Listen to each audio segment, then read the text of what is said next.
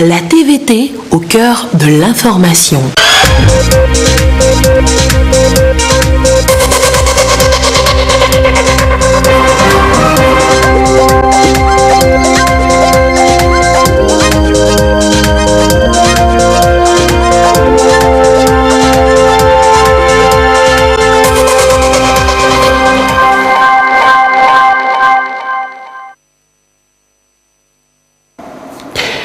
Bonne nouvelle pour les producteurs agricoles. Pour la première fois, le Togo a atteint la barre des 100 000 tonnes d'engrais commandés, des intrants qui vont servir à couvrir la période 2020-2021.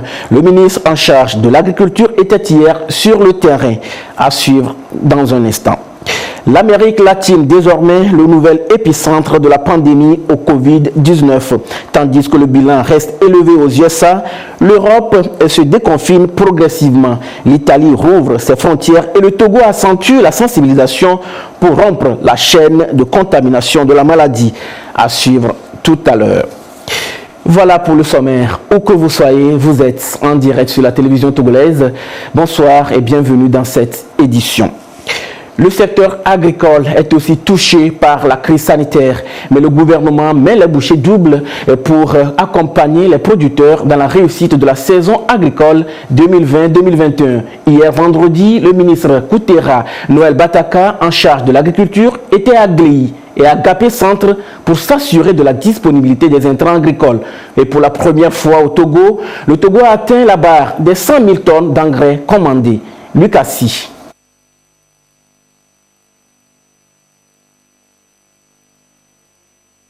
Démarré il y a quelques semaines déjà. Avec l'avènement du Covid-19, les activités dans le secteur sont au ralenti. Le gouvernement a adopté un plan de riposte d'urgence pour aider les producteurs à minimiser les effets de la pandémie sur leur production. La disponibilité suffisante d'intrants agricoles pouvant permettre de couvrir la totalité des besoins des agriculteurs est l'un des axes principaux de ce plan. Au magasin du Kajia de Gapé Centre et de Gléy dans les préfectures du Zio et de Logou, tout est au point. Nous avons comme NPK 19 tonnes 850, l'urée 17 tonnes 750, et la semence maïs variété Ikene actuellement 650 kg. Au fur et à mesure qu'on évolue, on nous approvisionne. Oui, et ça pour pouvoir desservir les producteurs. L'affluence y est. Mais elle n'est pas comme d'antan parce qu'avec la libéralisation du secteur, il y a beaucoup de sociétés privées qui distribuent. Donc, beaucoup de producteurs s'orientent vers les sociétés peut-être qui les offrent plus d'avantages. Donc, dans notre magasin et dans la localité, il y a quand même l'affluence. Nous sommes en pleine campagne. Donc, le stock que nous avons va pour le moment servir. Mais on compte sur les sociétés privées d'approvisionner encore le magasin parce que les besoins des producteurs sont évalués à plus de 85 000 tonnes. On peut encore nous envoyer les stocks. On a pris de certaines mesures pour pouvoir limiter la propagation du Covid-19. On a installé un dispositif de lavage des mains. Donc chaque matin, quand les clients arrivent, d'abord on les demande de respecter la mesure de la distanciation sociale. On les fait aligner. Ils passent ensuite au lavage des mains. Ensuite, ils rentrent un à un au niveau de la gestionnaire du magasin qui les sert. C'est pour constater de visu la disponibilité de ces intrants que le ministre en charge de l'agriculture s'est rendu sur ces deux sites. Noël Bataka a aussi échangé avec les producteurs sur leurs difficultés et les dispositions prises par le gouvernement pour réussir la campagne en cours. Nous les avons rassurés de tout l'accompagnement qu'ils recevront durant la campagne pour s'assurer qu'ils font les cultures vivrières pour la sécurité alimentaire, mais aussi qu'ils font les cultures de rente pour l'amélioration de leurs revenus. Le plan de riposte vise à augmenter la production agricole par l'augmentation des surfaces à travers le déploiement des tracteurs et l'intensification de l'utilisation des intrants agricoles par l'utilisation des engrais et des semences améliorées. Et exceptionnellement, pour la première fois, le gouvernement avec le secteur privé a mis en place pour cette année un plan de déploiement de plus de 100 000 tonnes d'engrais vivriers. On n'a jamais dépassé 40-50 000 tonnes. L'un des piliers de l'économie nationale, l'agriculture contribue à hauteur de 23% au PIB et occupe 70% de la population active. C'est l'une des raisons qui incite le gouvernement à soutenir davantage ce secteur pour un accroissement des revenus des producteurs par l'augmentation de la production. Santé, énergie et fintech, et 10 jeunes entrepreneurs dans ces trois domaines auront des appuis nécessaires pour mener à bien leurs projets. Ce sont des finalistes du hackathon, une initiative de l'incubateur Nunya Lab. Ekwesala Précision. Son rôle, c'est de réguler la température qui envoie dans la salle. J'ai mis ici 5 minutes étaient nécessaires à chaque jeune pour présenter son projet. Minutieusement, le jury note leur pertinence. Chacun à son tour, les 10 finalistes du hackathon font leur passage et à la fin, le choix est porté sur EgoTransfer. Nous sommes plusieurs Togolais à utiliser le réseau Togocell ou Move et nous utilisons les solutions de transfert d'argent Fuzu Timon. Et nous sommes confrontés parfois à envoyer de l'argent à quelqu'un qui est de l'autre côté du réseau. Et pour la majorité, sont condamnés à utiliser forcément les deux réseaux. Nous vous permettons à travers EgoTransfer de pouvoir transférer de l'argent de votre compte Timoni vers votre compte Flux et de votre compte Flux vers votre compte Timoni. Et nous mettons aussi tout en œuvre de notre côté pour sécuriser la plateforme afin de garantir une sécurité à nos clients. Nous avons fait le choix de EgoTransfer parce que c'est un projet innovant. Ce qui m'a le plus frappé, moi, que je leur demandais, je cherchais un projet qu'on peut financer avec ce qu'on a aujourd'hui. Il ne faut pas rentrer dans des mobilisations de ressources qui ne vont jamais faire décoller le projet, mais avec 1 million, qu'est-ce qu'on peut faire aujourd'hui? Et je pense que c'était le seul projet qui remplissait ce critère. Non seulement les 3 premiers de cet hackathon ont reçu des prix, ils auront également sur 1 an des accompagnements de la part de Nunya Lab pour la réalisation de leur projet. Les autres finalistes auront, eux, un accompagnement sur 3 mois. Les 10 projets sont gagnants. Dans quel sens? Les 3 premiers vont avoir un accompagnement de Nunya Lab sur 1 an. Et les 7 suivants vont avoir un accompagnement sur 3 mois, premièrement, pour voir s'ils travaillent vraiment sur le projet. Et si le projet est vraiment porté, se donne, ça veut dire que là, ils rentrent dans l'incubation complète. Les 3 premiers seront accompagnés sur 1 an pour passer du projet maintenant en entreprise ou bien en mise en application. Donc ce hackathon un peu spécial, ce n'est pas pour donner seulement le prix aux jeunes, ils vont aller se débrouiller eux-mêmes, mais ils vont avoir le prix et au même moment ils restent avec nous. Les 10 projets finalistes de cet hackathon sont retenus sur plus de 70 projets en compétition. Le FAIEG et l'Union européenne soutiennent l'incubateur Nunya Lab dans cette initiative. 3 domaines sont pris en compte: la santé, l'énergie et le fintech. C'est une situation difficile que traverse le monde entier. L'environnement socio-économique est fragilisé. Frappé de plein fouet, le secteur économique est aux abois à cause du Covid-19. Et pour mesurer l'ampleur de la situation au Togo, le Centre autonome d'études et de renforcement des capacités pour le développement CADERT a élaboré une politique d'analyse des impacts socio-économiques potentiels du Covid-19. Louis Cassi. Elle a mis à genoux l'économie mondiale. La pandémie à Covid-19 a des conséquences néfastes sur l'environnement socio-économique. À des niveaux différents, tous les pays sont impactés. Ils essaient de sortir la tête de l'eau tout en saisissant toutes les opportunités économiques qu'offre la maladie. Quel effet cette dernière a sur la vie économique du Togo? Le CADERT, Centre autonome d'études et de renforcement des capacités pour le développement du Togo, a essayé de répondre à la question à travers une note de politique élaborée en avril dernier, soit pratiquement 1 mois après la détection du premier cas dans le pays.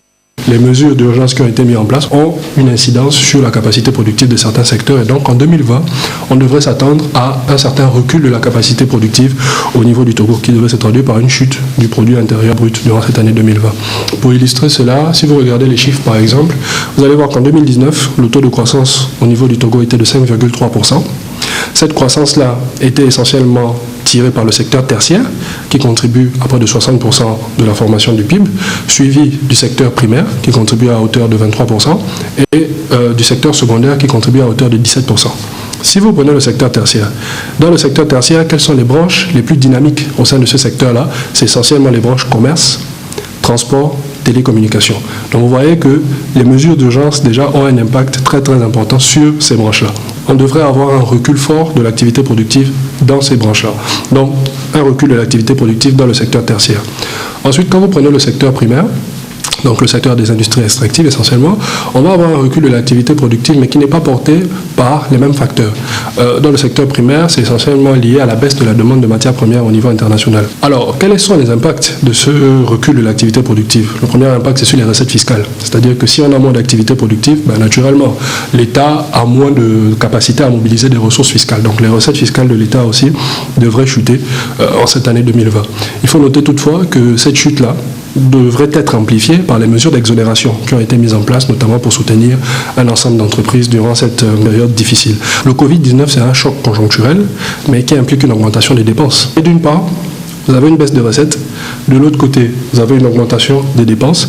Quand vous essayez de faire la balance, vous vous rendez compte que vous vous retrouvez dans une situation où les dépenses seront très probablement supérieures aux ressources disponibles. Du coup, on va être dans une situation de creusement du déficit budgétaire de l'État, probablement pour cette année 2020.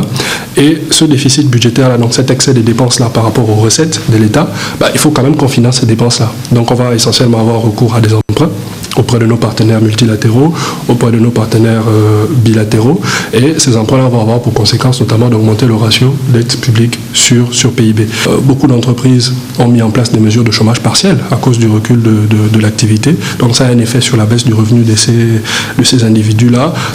Qui dit baisse du revenu, dit baisse de la consommation. Au regard du tableau peint, le gouvernement n'est pas resté inactif. Il a mis en œuvre une série de mesures pour soutenir les PME-PMI et accompagner les ménages vulnérables, victimes des dispositifs de lutte contre la propagation du Covid-19. C'est par exemple les mesures de prise en charge des factures d'eau et d'électricité durant la période d'urgence pour les tranches sociales. C'est les mesures notamment de soutien fiscal qui ont été mises en place en direction des petites et moyennes entreprises. Un programme de transfert monétaire a été mis en place notamment pour soutenir les populations les plus défavorisées. Donc je parle ici du programme Novici. La note d'analyse des impacts socio-économiques potentiels du Covid-19 et des mesures de riposte du CADERT ne s'arrête pas là. Elle propose aussi des actions à mener pour soutenir l'économie nationale et favoriser le développement des secteurs porteurs tels que le secteur agricole, avec à la clé la promotion de la consommation locale. Il va falloir que l'État, dans un premier temps, puisse identifier un ensemble de secteurs porteurs, un ensemble de secteurs clés, parmi lesquels le secteur agricole, dans lequel il est possible que nous puissions concentrer les investissements nécessaires et dans lequel il est important d'encourager fortement les producteurs locaux. Alors, les encourager, c'est essentiellement leur faciliter l'accès au crédit pour qu'ils puissent procéder aux investissements nécessaires, à travers par exemple la mise en place de systèmes de garantie d'accès au crédit, leur faciliter l'accès à la technologie qui va leur permettre d'avoir une productivité plus importante. C'est essentiellement leur permettre de développer des industries de certification qui vont permettre éventuellement une montée en gamme du point de vue de la qualité des produits que l'on va retrouver sur le marché. Et c'est la raison pour laquelle dans notre note, nous avons dit que chaque minute est une opportunité. Parce que là, vous avez la possibilité de développer une production locale à l'abri de la concurrence étrangère. Nous avons proposé qu'une partie du Fonds de solidarité et de relance économique soit consacrée justement à la promotion des chaînes de valeur, notamment dans les secteurs porteurs. Ça, c'était la première proposition. La deuxième proposition, c'est que nous pensons qu'en plus de la production locale, il faut favoriser la consommation locale. Alors, comment faire pour favoriser la consommation locale? Nous pensons que l'État est très très bien placé pour pouvoir utiliser des leviers tels que la commande publique pour pouvoir éventuellement stimuler l'activité économique auprès d'un ensemble de producteurs locaux. Ce qui aura pour conséquence éventuellement que ces derniers puissent créer de l'emploi, puissent investir et on pourra éventuellement couvrir les besoins du marché. Et les emprunts qui sont contractés dès maintenant doivent être contractés vraiment sous une approche de la soutenabilité de la dette qui consiste à dire oui, nous avons besoin de l'argent, mais cet argent-là, nous l'empruntons. Il faudrait que l'on puisse rembourser cet argent-là vraiment dans des conditions qui nous permettent aussi, de l'autre côté, de poursuivre nos objectifs de développement et notamment les objectifs du PND. Comme les autres pays du monde, le Togo n'est pas encore au bout de ses peines. La crise sanitaire persiste toujours et met les économies en récession. Les différentes initiatives prises par le gouvernement et l'appui des partenaires permettent de relever petit à petit la pente. spécialisée dans la recherche, la formation, le dialogue, le développement et la gestion ainsi que la dissémination des connaissances. Le CADERT publie une note de politique chaque année pour informer le public de la situation socio-économique du pays. Le monde entier fait face à une crise sanitaire sans précédent due à la pandémie au Covid-19. Vous le savez déjà, on recense 6,7 millions de cas dans le monde et près de 400 000 décès. Les personnes vivant avec le sida sont les plus exposées dû à leur situation de vulnérabilité. L'ONU-SIDA accompagne le Togo pour mieux prendre en charge ces PVVH. Carmen Madia Akapo. L'épidémie actuelle de coronavirus, dit Covid-19, a un impact considérable sur la vie des personnes séropositives. Selon une étude réalisée par l'ONU-SIDA en Chine, près d'un tiers des PVVIH, 32,6%, craignent de ne plus avoir de médicaments à cause de l'état d'urgence et des restrictions de déplacement. La moitié d'entre elles, 48,6%, indiquent ne pas savoir ou obtenir le prochain renouvellement de leur thérapie antirétrovirale. Au Togo, le problème ne se pose pas. L'agence onusienne impliquée dans la lutte contre le sida a lancé un partenariat étroit afin de garantir la continuité de l'accès à ce traitement indispensable à l'heure où le pays lutte pour juguler le Covid-19. À notre connaissance, il n'y a pas vraiment des ruptures des médicaments antirétroviraux. Souvent, les antirétroviraux viennent de l'extérieur. Donc, actuellement, le ministère de la Santé, à travers son programme national de lutte contre le sida, nous a assuré qu'il n'y aura pas de problème si toutes les commandes qui sont actuellement en cours arrivent à temps. Néanmoins, c'est un souci. Beaucoup de médicaments viennent d'Inde et avec la fermeture des aéroports, avec les difficultés de transport et tout ça, ça reste une préoccupation sérieuse qu'on essaye de suivre de tout près et pour laquelle éventuellement le système des Nations Unies peut voir avec le gouvernement dans quelle mesure des actions peuvent être menées pour faire arriver ces médicaments dans les délais. Pour protéger les PVVIH contre la maladie à coronavirus au Togo, plusieurs actions ont été menées par l'ONU-SIDA. Dès l'apparition de Covid-19, nous nous sommes approchés de l'ONU-SIDA pour voir comment est-ce que l'ONU-SIDA peut accompagner le réseau des associations des personnes vivant avec le VIH pour mener un certain nombre d'actions.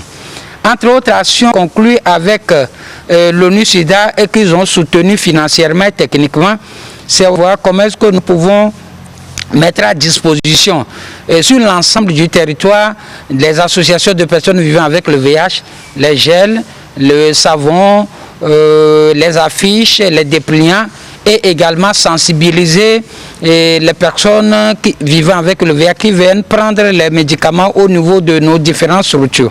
Mais également voir comment est-ce que ceux qui ne peuvent pas arriver, voir comment leur apporter le médicament, c'est-à-dire les ARV à la maison. Les principaux facteurs de risque de forme grave ou de mortalité du Covid-19 connus à ce jour sont l'âge avancé et la présence de maladies associées, particulièrement les maladies cardiovasculaires, le diabète, les maladies pulmonaires ou rénales, l'asthme ou l'insuffisance respiratoire chronique et une diminution de la résistance telle que la chimiothérapie. Ces pathologies associées peuvent parfois être présentes chez les personnes vivant avec le VIH, ce qui les rend plus vulnérables selon l'ONU-SIDA. Première priorité dans cette période de Covid est d'éviter à tout prix de s'infecter avec le Covid en plus du VIH. Pour cela, notre message est de dire aux personnes vivant avec le VIH, appliquez avec encore plus de rigueur les méthodes de prévention préconisées par le gouvernement. Deuxièmement, ce qui est important pour les personnes vivant avec le VIH est de continuer de prendre leur traitement. Donc, il ne faut pas avoir peur d'aller au centre de santé. Ce qu'on conseille aux gens, c'est de contacter les fournisseurs de services et de voir dans quelle mesure ils peuvent limiter les contacts avec les services de santé en prenant des doses de médicaments pour 3 mois. Pour donc éviter le Covid-19, les personnes vivant avec le VIH doivent, selon les médecins, s'assurer d'être à jour du point de vue des vaccinations, prendre régulièrement leur traitement et respecter les mesures barrières, comme le recommande l'OMS. La situation de la pandémie au nouveau coronavirus au Togo se présente comme suit. À ce jour, samedi 6 juin 2020, le nombre de cas confirmés est de 487, 2 nouveaux cas depuis hier. Le nombre de personnes guéries est de 240, le nombre de cas actifs est de 234 et le nombre de décès est de 13. C'est un communiqué signé par le ministre en charge de la Santé, le professeur Moustapha Miji Iyawa. Les personnes dont la vulnérabilité s'est accrue en cette période de Covid-19 ne sont pas oubliées. L'ANADEB leur vient en aide à travers le projet de sensibilisation et d'appui à la résilience des communautés à la base face au choc de la pandémie, un projet financé par l'Union européenne. Ces populations reçoivent des vivres et sont au même moment sensibilisées sur les gestes barrières. Dodo Harry. Anne est l'une de ces femmes dont les activités ont reçu un coup dur face au Covid-19. Elle s'est rendue sur le site de distribution, ici à Vaposito, dans l'espoir de trouver de quoi nourrir ses petits-enfants. Des kits alimentaires et d'hygiène, elle en a reçu. Depuis 3 mois que cette maladie est détectée au Togo, tout a changé. Je n'arrive plus à vendre au marché. Difficile de trouver les clients. Difficile de subvenir aux besoins des enfants. On nous a donné du riz, du maïs, de l'huile, plus des masques. Aujourd'hui que j'ai reçu ces dons, je suis très contente et je dis merci au gouvernement. Comme elle, plusieurs autres personnes en situation de vulnérabilité sont servies. Nous sommes contents et nous disons merci à l'ANADEB et ses collaborateurs d'avoir pensé à nous en cette période si difficile. Ainsi démarre le projet de sensibilisation et d'appui à la résilience des communautés à la base face au choc de la pandémie du Covid-19. Les populations d'Agouenivé 3 sont les premiers bénéficiaires et les autorités locales se réjouissent et saluent l'acte. C'est une grande joie pour nous de voir notre population recevoir ces kits ce matin. Et nous voulons d'emblée remercier les donateurs, l'Union européenne, l'ANADEB, qui sont venus donner la joie au cœur de nos populations. Cette action vient en effet appuyer toutes les autres actions qui sont dans le cadre social pour minimiser les impacts de Covid-19 sur les ménages. Je voudrais au nom des populations, de la préfecture d'Agouenivé en général, et des bénéficiaires en particulier, remercier très sincèrement la délégation de l'Union européenne pour cette grande contribution dans la lutte engagée par le gouvernement sous l'impulsion du chef de l'État. L'Union européenne, partenaire clé dans la lutte contre le coronavirus au Togo, finance en grande partie le projet. Pour cette action spécifique, c'est 65 millions de francs CFA, mais c'est juste quelques communes, les populations les plus vulnérables, ils reçoivent des kits avec des outils de protection, d'hygiène. Sont concernés par ce projet les femmes veuves, les personnes âgées, les personnes vivant avec une maladie chronique ou encore avec un handicap. Il cible 3 objectifs et s'exécute sur une période de 3 mois. Dans le Grand Lomé, nous avons 1000 bénéficiaires. À raison de 400 bénéficiaires pour la commune de Vaposito, 300 bénéficiaires pour la commune d'Aplaogakli et 300 bénéficiaires pour la commune de Baguida. Le projet vise 3 grands objectifs. Le premier, sensibiliser la population togolaises en général et en particulier la population des 4 préfectures, à savoir la préfecture d'Aguenivé, du Golfe, de Tchaoudio et de Tone, sur la pandémie à coronavirus et les mesures barrières. Le deuxième grand objectif, c'est la distribution des vivres aux populations les plus affectées, les plus vulnérables de ces zones où la sensibilisation aurait lieu, pour les aider à développer plus de résilience face à cette pandémie. Le troisième objectif, c'est de mettre en place dans des 40 zones du projet un kit de lavage à main, ceci pour inviter les populations à développer le réflexe de se laver les mains régulièrement pour éviter la maladie à coronavirus. La sensibilisation est un élément fondamental du projet et plus de 80 000 personnes seront touchées dans les préfectures ciblées. Ce samedi, des veuves et des personnes âgées ont eu également du sourire aux lèvres. Le rassemblement des femmes unies et par le développement Airfood leur a apporté des kits alimentaires. Et ces 2 couches vulnérables ont été sensibilisées sur le respect des mesures barrières afin de rompre la chaîne de contamination de la maladie. Nous retrouvons Dodo Harry. Les veuves et personnes âgées au domicile du chef d'Avatame. Elles ont été mobilisées pour être entretenues sur le danger de la pandémie du coronavirus. C'est le rassemblement des femmes unies par le développement qui sensibilise sur la maladie. Elles ont également reçu de quoi se nourrir pour quelques jours.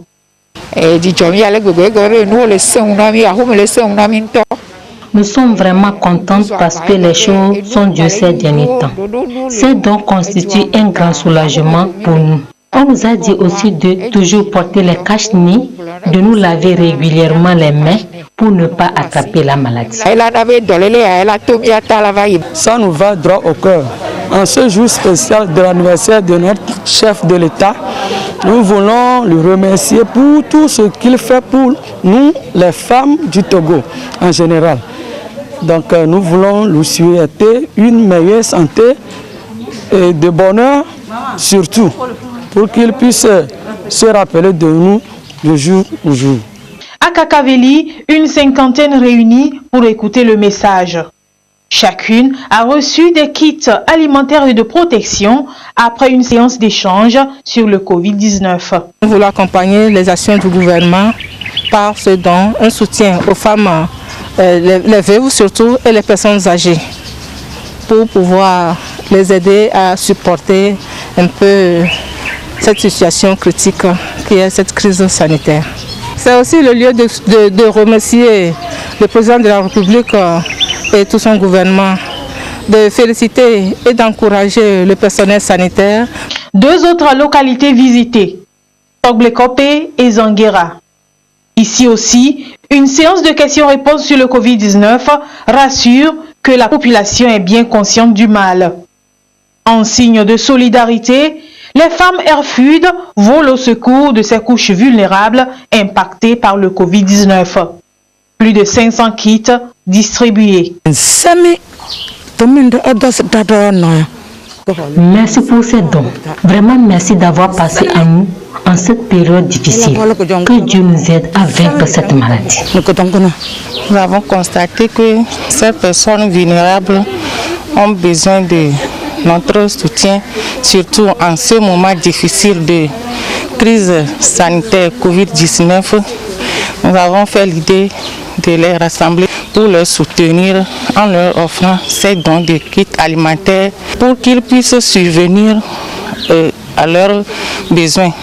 Et on conseille aussi de respecter les mesures barrières recommandées par le gouvernement pour pouvoir chasser cette mauvaise maladie. C'est une tranche de population qui est livrée à elle-même parce que plus de maris, elles sont toutes seules avec leurs enfants, elles ont besoin d'aide. Donc c'est ça qui nous a poussé à vouloir faire un petit quelque chose à leur faveur.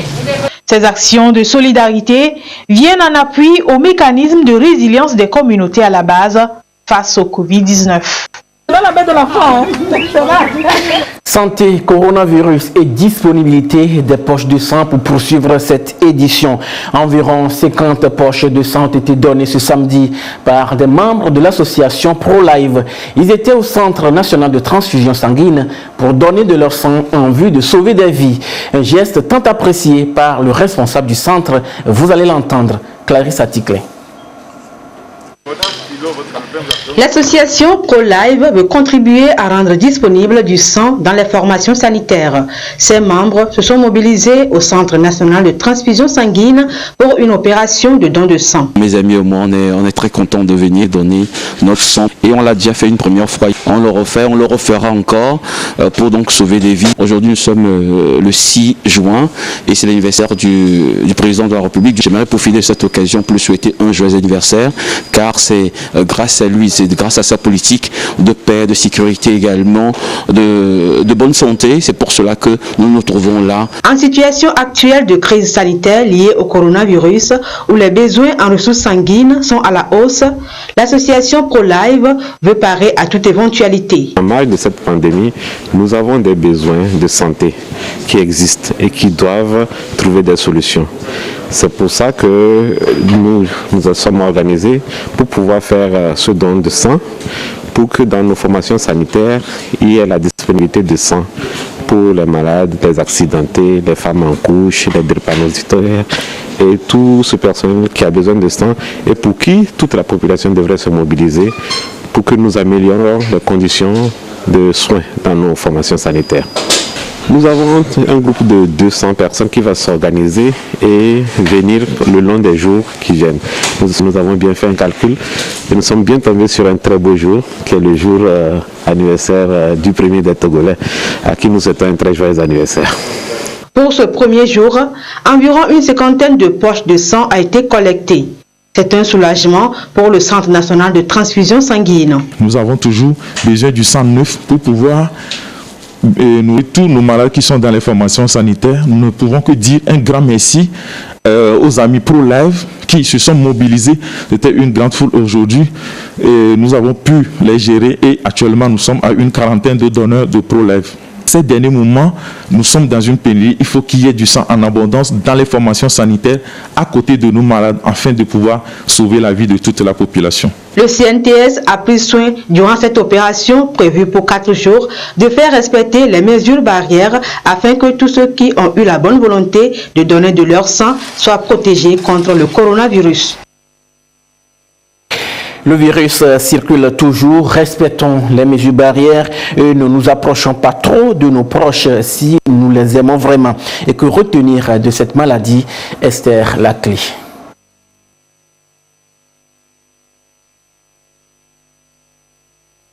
Je disais tantôt que le virus circule toujours, respectons les mesures barrières et ne nous approchons pas trop de nos proches si nous les aimons vraiment. Et que retenir de ce virus, Esther Laclé.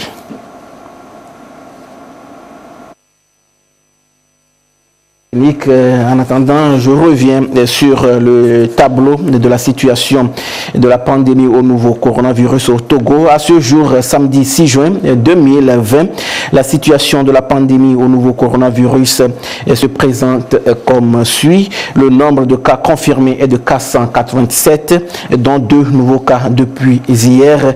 Le nombre de personnes guéries est de 240 et le nombre de cas actifs est de 234. Le nombre de décès est de 13. Un communiqué signé par le ministre en charge de la Santé, le professeur Moustapha Miji Yawa. Je le disais, le virus circule toujours. Respectons les mesures barrières. Ne nous approchons pas trop de nos proches si nous les aimons vraiment. Et que retenir de cette maladie, Esther Laclé, précision. Que retenir sur le Covid-19 et sa transmission? Le Covid-19 est une maladie infectieuse causée par une forme de coronavirus qui n'avait encore jamais été identifiée chez l'être humain et totalement inconnue avant le début de l'épidémie à Wuhan, en Chine, en décembre 2019. Ce nouveau virus peut entraîner des infections respiratoires dont les manifestations vont du simple rhume à des inflammations respiratoires sévères dans certains cas et peut même causer le décès des personnes atteintes. Bien que l'infection Covid-19 reste relativement bénigne dans 80% des cas, le Covid-19 reste un virus extrêmement contagieux avec un rythme de propagation très accéléré. Aussi, pour retarder sa propagation, il est important de prendre certaines mesures. La maladie est transmise par des personnes porteuses du virus. Elle se propage d'une personne à l'autre à travers les petites gouttelettes nasales ou buccales expulsées par le nez ou par la bouche lorsqu'une personne atteinte de Covid-19 tousse, éternue ou expire. Le virus est ainsi transmis à travers ces gouttelettes qui peuvent tomber soit directement sur la bouche, dans les narines et les yeux d'une personne non malade à proximité. C'est pourquoi il est important de se tenir à plus d'1 mètre d'une personne malade, soit sur des surfaces ou des objets que des personnes non malades vont toucher, ensuite toucher leurs yeux, leur nez ou leur bouche, et contractant ainsi la maladie. Pour éviter la propagation du virus et pour se protéger et protéger les populations vulnérables et fragiles, il est important d'adopter des gestes barrières qui permettent de barrer la route à la maladie. D'abord, se laver régulièrement et soigneusement les mains avec de l'eau et du savon ou se désinfecter les mains avec du gel hydroalcoolique. En effet, se laver les mains tue le virus s'il est présent sur vos mains. Ensuite, tousser ou éternuer dans un mouchoir jetable et le jeter dans une poubelle fermée, soit dans le pli du coude. Il faut également saluer sans se serrer les mains, éviter les embrassades. Gardez une distance d'au moins 1 mètre entre vous et toute autre personne. Ensuite, ne pas se toucher les yeux, le nez ou la bouche. Portez un masque lors de vos déplacements hors de chez vous. C'est également utile à la maison si vous avez des symptômes. Alors, comment savoir si on est peut-être atteint du Covid-19? Les symptômes les plus courants du Covid-19 sont la fièvre, la fatigue et la toux sèche. Certains malades peuvent souffrir de maux de tête, de congestion nasale, d'écoulement nasal, de maux de gorge ou de diarrhée. Ces symptômes sont généralement légers et commencent progressivement.